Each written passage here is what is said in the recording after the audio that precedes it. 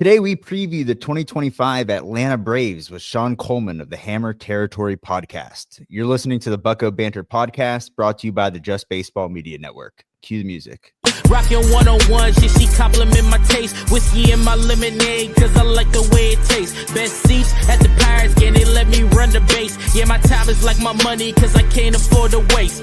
Wifey is a lawyer, take my date to my dates. Order steak by the plates, and in case after case, run my race at my pace, clear the grass of the snake. Welcome back to another episode of Bucko Banner. We've got another team preview today, and it is the Atlanta Braves. We're joined by Shawn Coleman of the Hammer Territory podcast. Shawn, welcome on. Hey, thanks for having me, guys. Pleasure talking with you. I will be honest, the Pirates are a team. I don't really know if I have a second favorite team when it comes to I follow the Cardinals. I follow the Cardinals, but a little bit just because of friends. But the Pirates are just so much fun. And now, you know, with this top of the pitching rotation that y'all have, if y'all could just get to the playoffs, that could really lead to some fun stuff. I know the offense has got to get going. Yeah. But once we get there, it's going to be great. Yeah. Hey, man, it's a pleasure to have you on.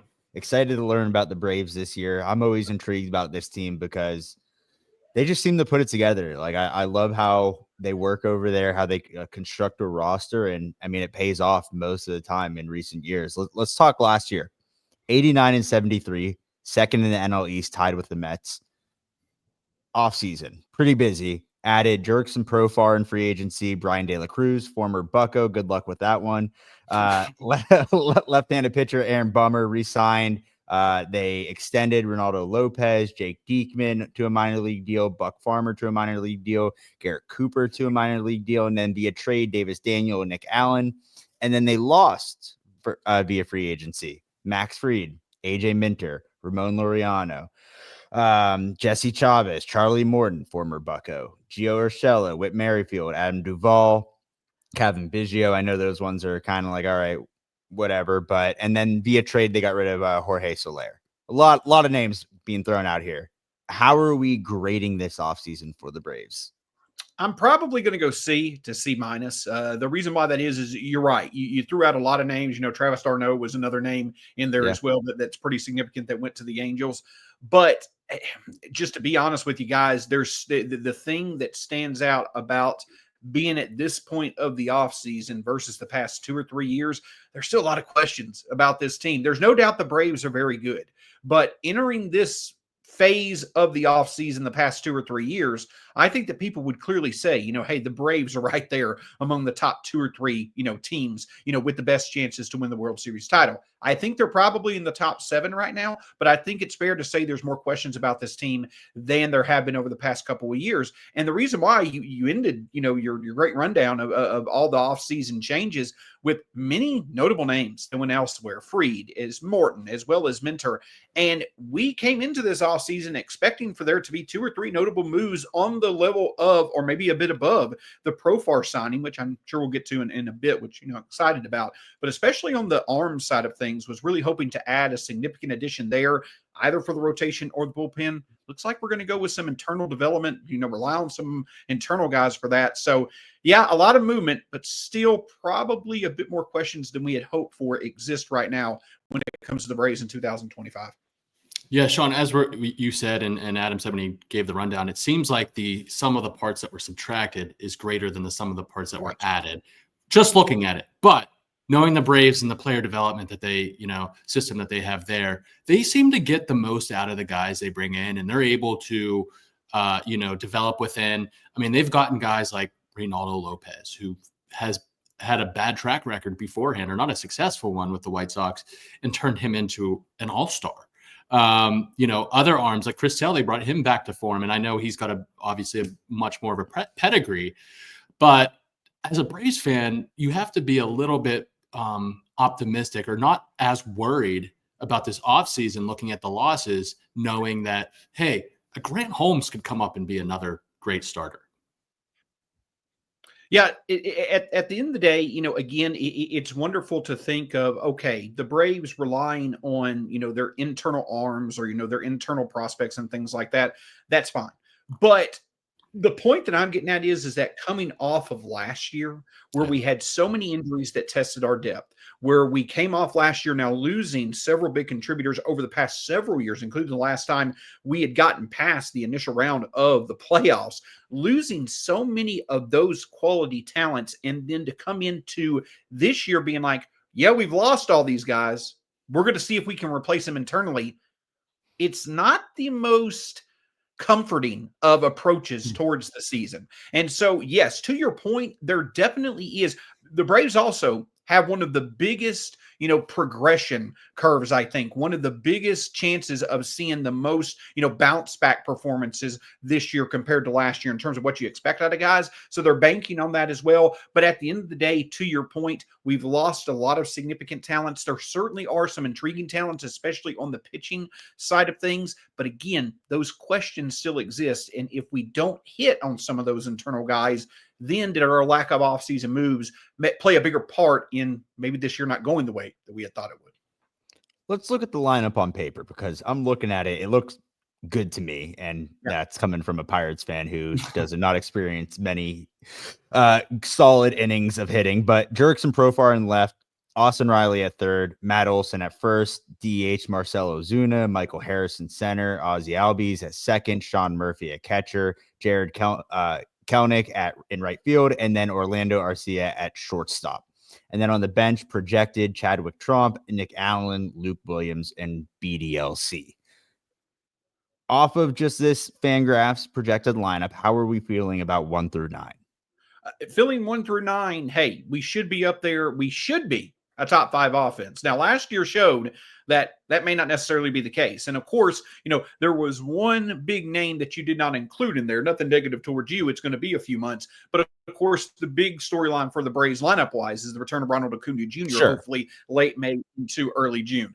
The thing that I'm bringing up, though, is that I do think it's important that his name was not mentioned, because the Braves, the big key for them, we've got to get off to a great start this year. That's the thing, and it's got to be from our offense. The Braves basically got off to an incredible start through the first 3 weeks of last year, and that's basically what kept their head above water as we went through the entire year. They basically were 10 games above 500 through like their first 20 or 25 games, played 500 ball the rest of the way. That's what got us into the playoffs. We've got to get off to a good start this year, and it's got to come from our offense being back to the level that they can be. I think you're going to see some semblance of Profar, Riley, Olson, or Ozuna, whoever bats third, the other will bat fourth. And then you'll kind of see it probably Michael Harrison, that fifth or sixth spot, but it's got to be those first 4. Profar was our big offseason addition. You hope that last year was not an anomaly. You hope that could be what he's going to do moving forward. But those 4 guys who themselves have all been finished in the top 3 of the top 10 of the MVP voting in the past 3 years, we need those guys to play at their level. If they play at their level and Acuna comes back, we're that top 5 offense. That's probably going to be what helps us get into that upper tier of World Series contenders again. One thing that sticks out to me, I mean, this lineup looks good without Ronald Acuna Jr. There's 2 names that aren't listed here, even on the bench, that I think have a chance of making this roster, who I'm high on going into the season, knowing we're talking about the Braves player development. One being Drake Baldwin. I think he has a legit chance to be that second catcher next to Sean Murphy over Chadwick Trump. And second, Nacho Alvarez Jr. As a guy that has the potential to be the shortstop at some point. I know they brought in Nick Allen from the A's, and you got Orlando Arcia. But do you see either of those 2 guys making the opening day roster? Barring an injury, no. And also when it comes to as the season goes forward, barring an injury, I don't think so. You definitely bring up a good point. Like, Drake Baldwin is probably a injury to a Marcelo Ozuna or a Sean Murphy away from being a regular in Atlanta. But I think the Braves are certainly wanting to value getting them repetition, getting them playing every day at Gwinnett, at AAA, over them potentially riding the bench. Now, I'm a huge believer in Drake Baldwin. Some of the stuff that you're seeing from him in spring training, how he's handling the bat, it's great to see. I think that his defense is going to be fine. I use William Contreras kind of as a very, very loose comp to him. I don't want to put, that highest standards on Drake Baldwin, but I think you could see, that's kind of the 95 percentile outcome for Baldwin. And I think that that's somewhat realistic outcome. Not the biggest believer of Nacho Alvarez. He's not someone that's going to be playing shortstop that much. He may play it at AAA, but I don't think that the Braves are that big of a believer in his shortstop defense. And if he cannot play defense at shortstop, he does get on base well. I just don't know if he's going to be that effective when it comes to the major leagues. It's great that you can get on base, but if you can't do anything with people throwing 97, 98 right down the middle to you, they're going to keep doing it. And so they're going to keep throwing strikes. So that kind of, takes away from your on base skills. Sure. But the point that I'm getting at is that I think both prospects will see playing time this year. I just don't know if it's going to be a significant part to start the year, barring an unforeseen injury. You touched on Acuna a little bit. You mentioned a couple of months. What's the status of his recovery? I remember seeing it happen in Pittsburgh last year, and it was brutal to see him go down twice with knee injuries for the talent that he is. What do we expect with his comeback this year? When do you think he'll be added to this lineup? You just reminded me that his injury happened at Pittsburgh. So now I don't necessarily know. Well, I remember that. All my good vibes towards the Pirates. I don't know about it, guys. The point that I'm getting at is I think we're looking at 2 months. I think that we're looking at 2 months. He's not going to play in spring training games. They both Acuna and Alex Anthopoulos, Braves GM, came out at the very beginning, said, here's the plan. Not going to be playing in spring training games. Going to be doing a lot of work outside of that, getting ready and getting going. He's not cutting it when it comes to running. They do feel that he's significantly further in his progress than he was coming back from his first ACL tear in 2022. And we talked about it on the Hammer Territory podcast. I want him to take as long as he needs. Like, I don't want to see Ronald Acuna Jr. back in late April trying to get into being 100% or get into the right mentality to play. Come back late June or come back late May, early June, be ready to contribute. I don't think you're going to see as much of an impact on running the bases. We want Ronald Acuna Jr. to be who he is at the plate. I'm not talking about 2023 MVP form. I'm talking about a guy who could deliver a 130 to 140 WRC plus, be at that top of the order to be an on-base machine, plus add that power. That's the guy that we want. And if he comes back comfortable in late May and he's kind of in the groove that we're used to seeing come playoff time, that could be a very, very, very good turn of events for the Braves prospects this season. Let's talk about the pitching. This rotation has depth, and this is without Spencer Strider at the beginning of the season. I don't know when he's due back, but right now the projected Fangraphs rotation is Chris Sale, Reynaldo Lopez. Spencer Schwellenbach is a guy I'm really high on this year. I think he's a breakout candidate. Grant Holmes, and then Ian Anderson. I think those last two spots may be up for grabs. I don't know what your thoughts are there, because you've got guys like AJ Smith-Shawver, who has a lot of big league experience. You've got Bryce Elder, Dalen Dodd, Hurston Waldrep. Davis Daniel came in this year. I mean, these aren't like sexy names. Hurston Waldrep was a first-round pick, and AJ Smith-Shawver, I think, has a lot of potential. But do you think the projected rotation that I just named there is going to be the opening day rotation, or could you see some of those other names being making those last two spots? Potentially. I think that you could easily see, I think the rotation in terms of internal options right now, and the Braves need that fifth starter because they don't get that usual day off at the start of the season. I think right now you're probably looking at Chris Sale, Spencer Schwellenbach, Reynaldo Lopez, Grant Holmes, as well as AJ Smith-Shawver. I think AJ Smith-Shawver is probably the most intriguing young name. Like if you group him in there with Alvarez and Waldrep as well as Drake Baldwin, AJ Smith-Shawver to me seems to be the most impactful young Brave. Ian Anderson, I don't have a lot of faith in, and the reason why that is because he's a name and he's had a lot of success, especially in the playoffs, but we're 2 or 3 years removed from that. His control issues are already apparent in spring training. It's showing up again like it did last year. So it'd be great to see him become something, but I'm not putting too much faith in it. The big thing is for the Braves rotation. If everything hits, they're a top 5 rotation in baseball again. There's so many questions, though, because even with Sale, Lopez, as well as Schwellenbach, all three of them threw more innings than they had either ever or in several years last year. All three of them faced the National League for the first time. What happens when these National League hitters see them a second time through? As much faith as we may have in them being a quality rotation, there's just as much questions about what if we see some regression. So there's several questions, again, to be answered. I think it's a great pitching staff. Still would not mind a notable arm being added to the rotation or the bullpen as spring training goes along. Yeah, when I said depth, I meant like they have a lot of guys that are capable of pitching MLB innings. Like, and not many organizations can say that. A lot of these guys have MLB experience, which is nice. And then that's without Spencer Strider coming back. Yeah. But let's talk about the bullpen real quick. You got Raisel Iglesias at your in the closer position. You've got Pierce Johnson, Aaron Bummer in the back end. You also got Dylan Lee, Daysbel Hernandez, Angel Perdomo, I think he's a former Pirate. Angel Perdomo. Yes. Buck Farmer, and then it says the long man is Anderson Pilar. I'm not gonna lie to you, I don't know who that is. But is this how you see the bullpen shaking out? Are there other guys? I know Joe Jimenez is currently sidelined, and you've got guys like Chasen Shreve and Jake Diekman that were signed, Amos Willingham, Eniel De Los Santos. So you have other options like non-roster guys, but the one I listed here, is this how you think it'll shake out on opening day? Again, I'm still hoping that we're a notable move away from having the bullpen in place. But I think that Perdomo as well as Pilar, Diekman looked decent the other day. Pilar's turning some heads when it comes to his performance so far and in spring training.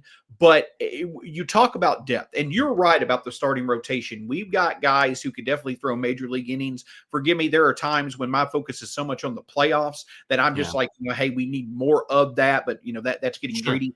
The point that I'm getting at with the bullpen is that is the part of the team that, especially if we had an injury to Raisel Iglesias, that bullpen potentially becomes bottom 10 in the majors. And as much as we rely on our bullpen, that could be one of the worst potential outcomes of the season. So I do think that probably 7 of the 8 names that you mentioned in that rundown are going to be in the Braves bullpen to start the season. But again, if there's one spot that I would not be surprised to see the Braves either make a notable trade or late spring signing to, it would be the bullpen. But yes, I do feel that a big portion of that bullpen is already in camp right now competing. And you're probably going to see several of those names that don't make the opening day roster find some way to throw multiple, 10 plus innings this year as a part of the bullpen as well.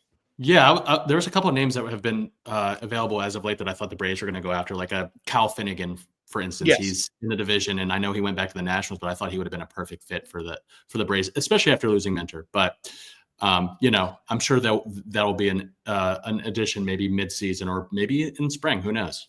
Yeah. Like I say, it could be. It could definitely be something to watch out for. Maybe a notable name, that we go after that, in the past was good, but has struggled as of late. Like I know, for instance, David Bernard. Was that y'all? Bednar. Yeah, Bednar. I'm thinking Eric Bedard. Sorry.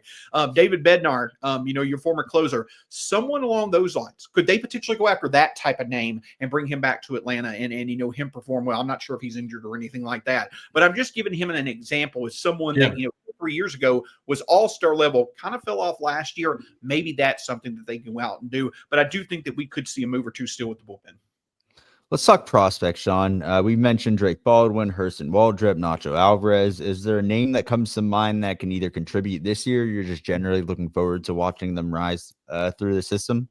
Yeah, the pitching is kind of where the names are, because after this year, we could continue to see there be questions if potentially. I know that we've got Strider. We've got a lot of names in our rotation locked up, but that 5th starter spot could become, a bigger question as we go along, or some of our older names could be injured. But J.R. Ritchie, I think, is coming back from injury. He's a name to potentially watch out for. John Carlos Lama, I believe is his name. I'm not the biggest prospect guy. He's another one to watch out for.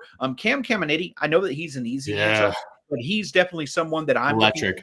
And that's someone who, would really love to see him kind of meet expectations when it comes to, hey, he could be someone that really shoots up those prospect lists in time. So those are a couple of names that I'm looking out for. Pretty excited to see what they can do. And also hopefully see some of our recent international signings. Obviously not make an impact anytime soon, but just start to see some, good helium about them in the lower levels of the minors. Absolutely. What was the international? Was it Coppola? Was the OGM of the Braves who had the John Coppola? Yes, Coppola. Yeah. So they're finally dipping back into the international market. That's good to see, guys. I know they had some restrictions there, but how about a pick to click? A guy that is going to, a guy that's going to break out this year and is going to bring this team to the next level. Yeah, Michael Harris. Michael Harris is the guy that, stands out. And I know that some may not necessarily think that he's a, big potential breakout candidate, but I do think that he's someone. Atlanta has the all-star game this year. If Michael Harris is an all-star, how I was talking about a Raisel Iglesias injury is one of the worst case scenarios we could talk about. Michael Harris being an all-star is one of the best case scenarios. He's got the bat, the fielding backs it up. He's an electric athlete and a wonderful personality, just an absolutely wonderful personality. I think Michael Harris, I'm not saying he's going to have the career that an Andrew McCutchen does, but the overall relationship that the city of Pittsburgh has had with McCutcheon over the past couple of decades, I would love to see that type of thing play out with Harris in Atlanta. So again, not saying that Harris has that type of potential, but the point that I'm getting at is that I think that he does have multiple all-star appearances in his future. If that starts this year, I think that he really could be someone, if he puts it all together, he's a potential top 10 MVP candidate, over the next few years. So I definitely feel he's the breakout candidate to watch.